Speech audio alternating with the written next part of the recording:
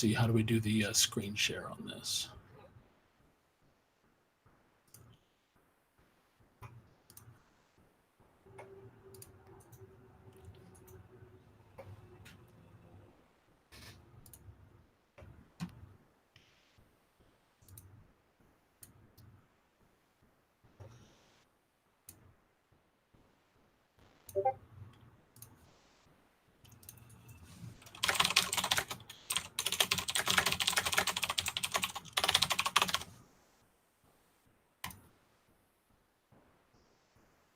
Oh, here we go.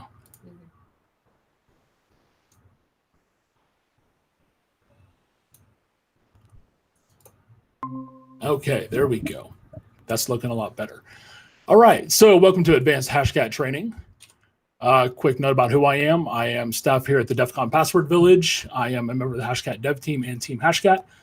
I am the founder and CEO of TerraHash, and I'm also a password hashing competition judge. My name is Jeremi Gosney. I go by the nick epixoip. All right, so number one, let's talk about entropy. In the password cracking world, we don't really talk about entropy. We don't express password strength in terms of entropy. In academic settings, or when we're talking about like symmetric key encryption and such, you'll hear, this key has X bits of entropy, or, that password has 32 bits of entropy. We don't give a fuck about that as password crackers. As password crackers, what we care about is keyspace. Keyspace is the total number of combinations for an attack, and is essentially a measure of the level of effort for our attack. To calculate the keyspace for a dictionary attack, it's simply the number of words in a word list. For dictionary and rule-based attack, it is the number of words in the word list multiplied by the number of rules in the word file. For a combinator attack, you multiply the keyspace of each dictionary, so the number of words in the first dictionary multiplied by the number of words in the second dictionary. And for a mask attack, you multiply the number of possible characters in each mask position together. And we'll get into exactly what that looks like and what that means. Oh, and for hybrid, of course, it's the keyspace of the word list, number of words in the word list, multiplied by the keyspace of the mask. So keyspace examples. rocku.txt has 14.3 million words. best64.rule has 102 rules in the rule file, which is kind of a misnomer. It's not really best 64. It's more best 102. So we multiply 14.3 million by 102 rules, gives us a keyspace of 1.6 or 463 billion. That is the total number of combinations that you need to hash when you combine rocku.txt with best64 rule. Let's say we were to do a combinator attack of rocku.txt plus rocku.txt. That would be 14.34 million words times 14.34 million words equals 205 quadrillion possible combinations for that keyspace. So our second attack, the combinator attack, requires 140,000 times more effort than the first attack. Now let's look at how we calculate keyspace for masks. I said that mask was the total of each character in each position, right? So we have 26 lower letters in all 6 positions. Our keyspace is 26 to the power of 6. And that gives us a keyspace of 8 billion. Now let's look at this mask. We have special digit, lower uppercase digit. So there's 33 possible special characters multiplied by 10 digits, multiplied by 10 possible lowercase characters, multiplied by 26 possible uppercase characters, multiplied by 10 digits gives us a keyspace of 2.2 billion. All right, so let's look at using custom character sets. So in our custom character set, we have the lowercase and a digit. So 26 plus 10 is 36 custom characters. And then we have 5 lowercase letters. So 26 to the 5th. And then 2 digits is 10 to the 2. Gives us a total key space of 11.8 trillion. Or sorry, billion. 11.8 billion. Same thing if you have 2 custom character sets. Our first custom character set, we have a lower and a digit. Our second custom character, we have a digit and a special. So the math, of course, is very similar. So we have 36 in our custom character set 1, multiplied by 26 to the 5th for our lower digits in our mask, multiplied by 10 possible digits, and then 43 in our second custom character set, for a total of 183 billion possible combinations.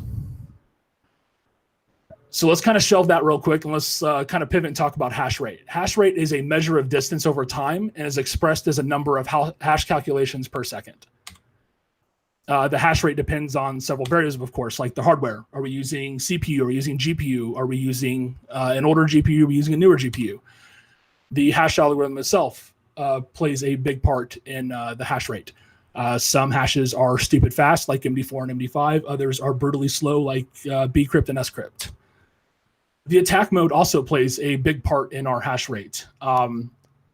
Brute force is going to be faster than a wordless attack, for example. The way the attack is structured, we will get into GPU acceleration a little bit later in the slide deck, but basically the way you structure your attack can negatively or positively impact performance. And of course, the key space for the attack also plays a part in hash rate. If the key space is too small for GPU acceleration, you will not have a very high hash rate. And also the number of hashes. This has more to do with the amount of RAM or video RAM that you have. If you have an inordinately large number of hashes, it will affect the hash rate. So the best case scenario for Hashcat is single hash brute force. With single hash brute force, you will get the absolute highest speed for each algorithm. Once you get into multi-hash brute force, the speed is going to drop by about 25%. Once you start doing single hash dictionary and rules, it's going to be about 50% slower than single hash brute force. Multi-hash dictionary and rules is going to be about 75% of the speed of a single hash brute force attack. So you can see how the attack itself actually plays a large part in the hash rate. Now, I mentioned that we have some, some hash algorithms are faster than others. Fast hash algorithms like MD4, MD5, SHA-1, SHA-2, and even descrypt now with bit-slice des on GPU, I would definitely consider to be a fast hash these days. Medium fast hashes would be things like MD5 crypt, Kerberos, and macOS hashes. And then, of course, you have the very slow hash algorithms, which a lot of these have custom iteration counts, cost variables. So these can actually be made to be somewhat fast, but most of the time, these are going to use settings that are going to be very painfully slow. And here's an example of that. This is a chart that just very quickly will visualize which algorithms we consider to be fast, and then kind of the medium fast here. And then, of course, the really painfully slow ones down here at the bottom. All right, so let's look at how hash rate and key space interact with each other, because this is really important for when you start structuring advanced attacks. Mainly because we want to know, if we go to run an attack, is this a worthwhile attack to run or is it not? And of course, Hashcat will tell you, like, yeah, this is going to take a decade to run. But as a password cracker, you should kind of have a sense for what that's going to look like in advance of actually starting your attack. So let's look at the following example. We have single hash NTLM brute force here. Well, the command here doesn't actually say single hash, but it's pretend that there's a single hash there. So 4 RTX 2080 Ti's can pull about 380 billion hashes per second on single hash NTLM brute force. And of course, our mask here has a key space of 95 to the 8th. So the math, 95 to the power of 8 divided by our 380 gigahash a second means that this attack will take us about 17,458 seconds, or about 4.77 hours. So this attack will complete in under 5 hours, which is likely acceptable to you. Now, let's add a character to our mask. Key space increases to 95 to the 9th at the same speed of 380 gigahash a second. This attack will now take us 1.6 million seconds to complete, which is a little over 19 days. Sorry. So at this point, you understand how to calculate keyspace, you understand fast versus slow hash algorithms, and you understand the relationship between the keyspace and the hash rate. But how do we actually leverage this to our advantage? To do that, let's talk about base and mod. GPU acceleration. Accidentally skipped the slide there. All right.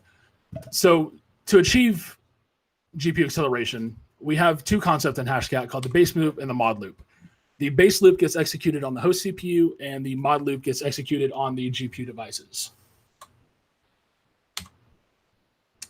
If the mod loop is too small, or if it's completely non-existent, you will not gain GPU acceleration on fast hash algorithms. This means that while your GPUs may be capable of doing the 380 billion hashes per second, like you saw in the previous examples, they will not do so if the mod loop is too small.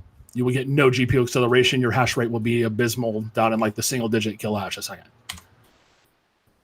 And we absolutely want GPU acceleration. That's kind of the entire point of GPU password cracking. So if you do a straight dictionary attack on GPU with no rules, then you have a base loop, which is the dictionary, but you have no modifier whatsoever. You will not get GPU acceleration with this attack. It'll be abysmally slow. It'll actually be faster on CPU than on GPU. The second example here, where we're using the same dictionary, but now we're adding a modifier, rules. The words will be looped over from rocku.txt on the CPU, but then the rules will be applied in the on-GPU rule engine on each of the GPU devices, and that's where our GPU acceleration comes from. So the more rules you have, the more GPU acceleration you're going to gain to a point. I believe the tipping point there is somewhere around, well, last I looked, it was around like 50,000 rules. It may be a little bit higher now with larger VRAM values. But 30 to 50,000 rules is kind of the sweet spot for achieving maximum GPU acceleration with a rule-based attack. For a combinator attack, the base loop is going to be the inner dictionary, while the mod loop is going to be the outer dictionary. And then for mask attacks, it's kind of interesting because a mask attack, the mask itself doesn't have any kind of obvious split like a combinator or rule-based attack does. So what Hashcat actually does internally is it's going to split the mask into two parts. So the first half is going to be the base loop, while the second half of the mask is going to be the mod loop. And then for hybrid attacks, again, it's pretty straightforward because it's actually like logically separated in the command itself. Your base loop is the dictionary, and the mask is the mod for A6. And then for A7, it's the reverse. The mask is the mod, and the dictionary is the base. So let's look at this in an applied example.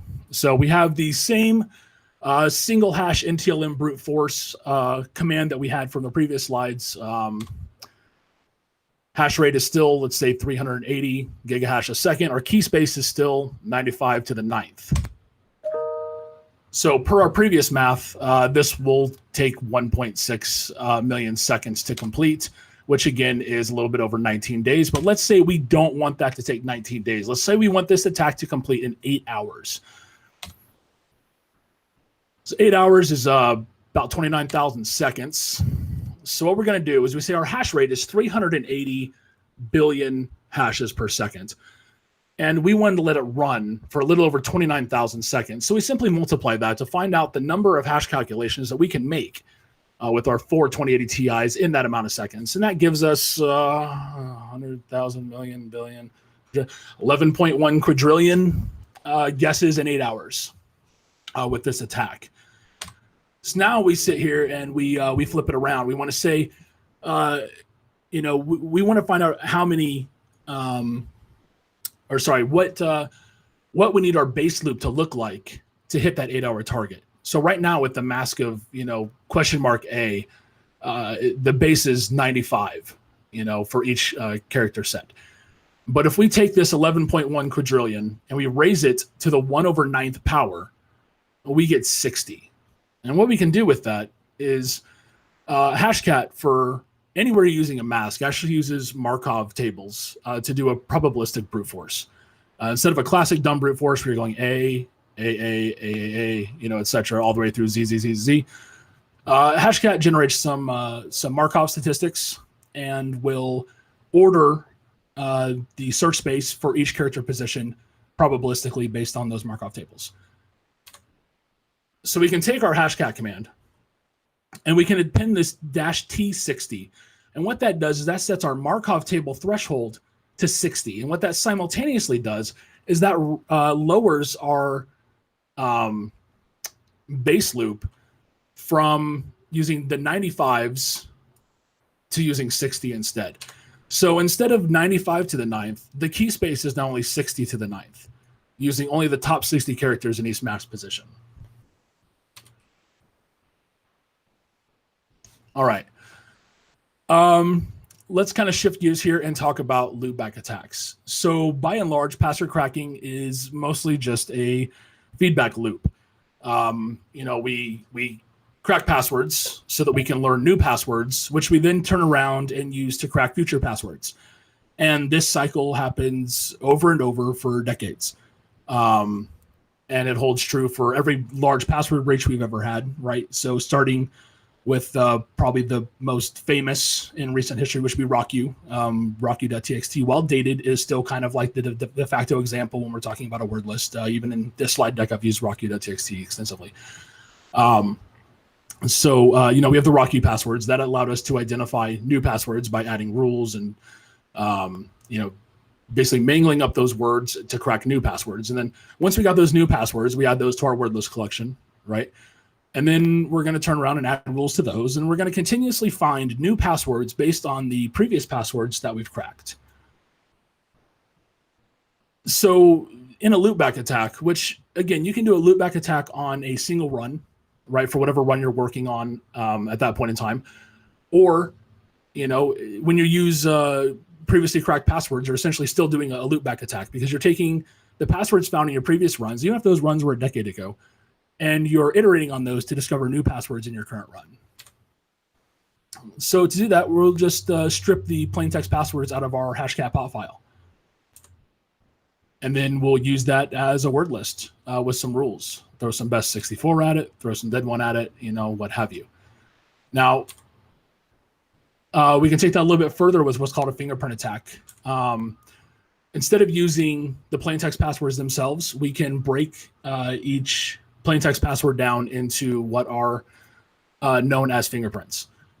Fingerprint would just be like, let's say the word password. So it's going to split that up into P, PA, PAS, PASS, PSS, PASSW, so on and so forth. Basically expanding each word into each individual cluster of letters of itself. So to do that, we take our cracked passwords, whether it be looped back from your current hashcat.pot or cracked passwords from a previous run, maybe like the RockU leak or LinkedIn breach or Ashley Madison, Edmodo, Gizmodo, whatever. Literally dozens and dozens, if not thousands and thousands of public password breaches out there that have all sorts of, plain text or easy to crack passwords. And we use those to generate the fingerprints using expander.bin from Hashcat utils. And once we have the fingerprints, we can either run that as a combinator attack, or we can use that in a hybrid attack. You can do, any numerous things with them.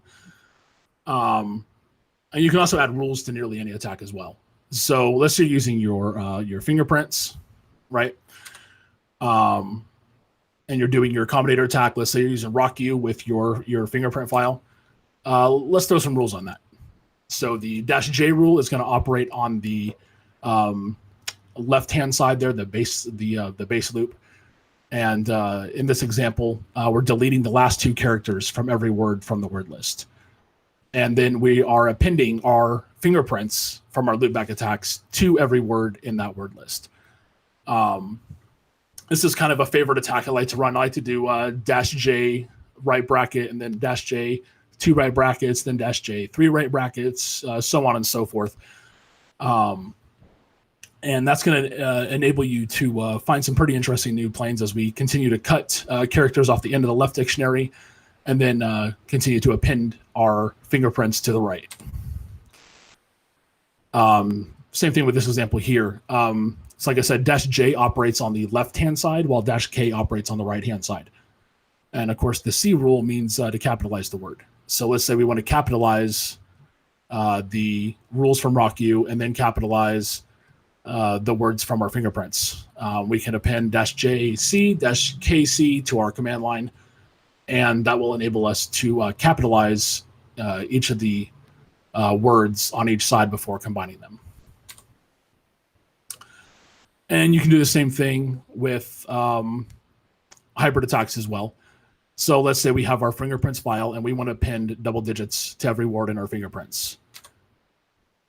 We can add a -J command. Say we want to remove the last character from each word in our fingerprints and then capitalize that word before appending the double digits.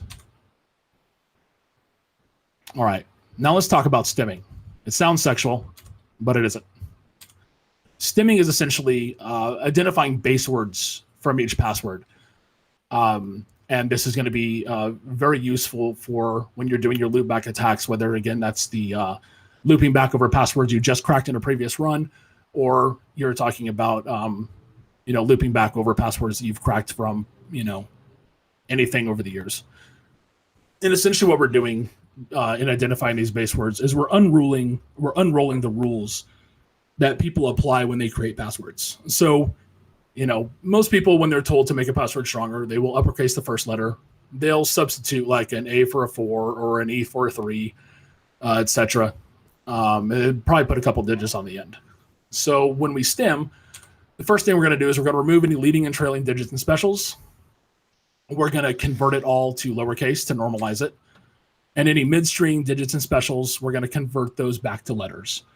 And of course, there's a lot more you can do here. This is kind of a very basic example of stemming. And there's also multiple tools out there that can do this for you. Like I have some small scripts on the Hashcat forums. I can do this. I think Pack can do this as well. And probably a dozen other tools that people have made on GitHub that can do wordless stemming. But once you have those stemmed words, you have a nice set of base words that you can use to either do fingerprint attack or hybrid attack, or you can use those with like rulegen.py from Pack to generate new Hashcat rules off of. So stemming, of course, is very powerful based on the things we can do with it once we have the common base words. All right, here's some more advanced things you can do with Hashcat. Temesis.pl, again from Hashcat Utils. What this is going to do is it's going to basically take fingerprints from each word, and it's going to create rules that will insert that word and fragments of that word throughout the word list that you pick. So let's say we pick RockU, and we've created our Temesis rule from our base words. It's going to go through and take every word from RockU and insert patterns based on our base words. And it's going to interlace those throughout the words in RockU. And of course, you can chain rules as well. So when you chain rules, the rules are applied in order.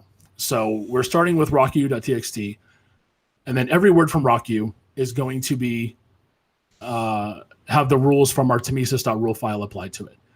And then after we apply Temesis rule, it's going to then apply the best64 rules on top of that. So the key space for this can actually get really large really quick, because it's going to be the number of words in RockU times the number of rules in Temesis times the number of rules in best64. So when you're performing this attack, it can get really large really quick, but it can also be really powerful.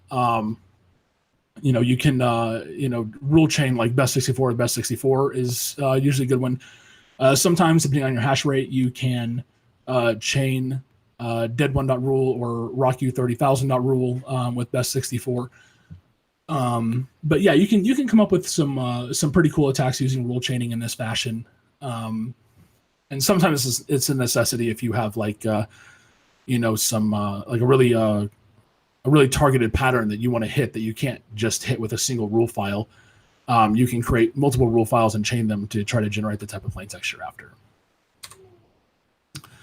And then, of course, there's Prince Processor, which is also available on Hashcat GitHub. Prince Processor is sort of a more advanced combinator attack.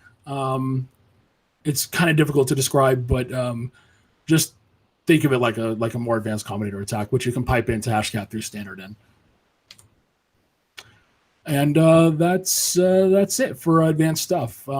There's a lot more fun things that we can do, and we can cover that in a future session. But yeah, that's some of the really cool advanced stuff that you can do with Hashcat.